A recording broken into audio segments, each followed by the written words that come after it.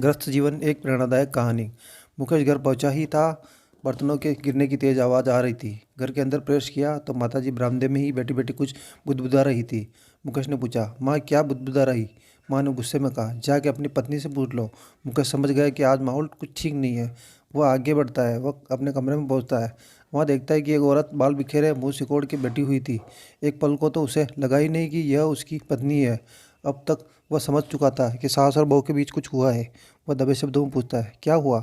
पत्नी उत्तर दी, कुछ नहीं। वह फिर से पूछता है कि क्या हुआ? वह एक बार झुंझला के उत्तर देती है, अपनी माँ को समझा लो। उसकी फरमाइशें दिन प्रतिदिन बढ़ती जा रही है। जैसे जैसे उनका बुढ़ापा बढ़ रहा है, फरमाइशें भी उसी हिसाब से बढ़ती जा रही है। मुकेश फिर से, आखिर हुआ क्या?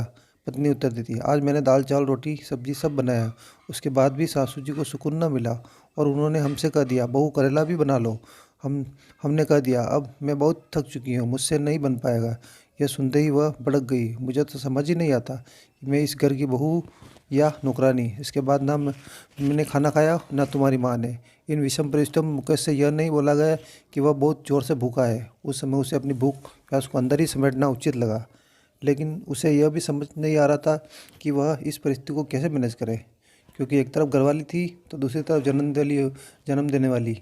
कुछ देर रुकने के बाद वह रसोई घर में जाता है और वहाँ से 2 थालियों में खाना निकाल कर ले आता है। एक थाली वह माँ को देता है तो दूसरी अपनी पत्नी को देता है। दोनों लोग भूख के मारे बेहाल थी, इसलिए ज़्यादा नखरे किए बिना चुपचाप खा लेती है। कुछ समय बाद जब मामला थोड़ा ठंडा पड़ता है तो वह अपनी पत्नी के पास जाता है और उससे कहता है कि मैं कुछ कहना चाहता हूँ, उसे ध्यान से सुनना।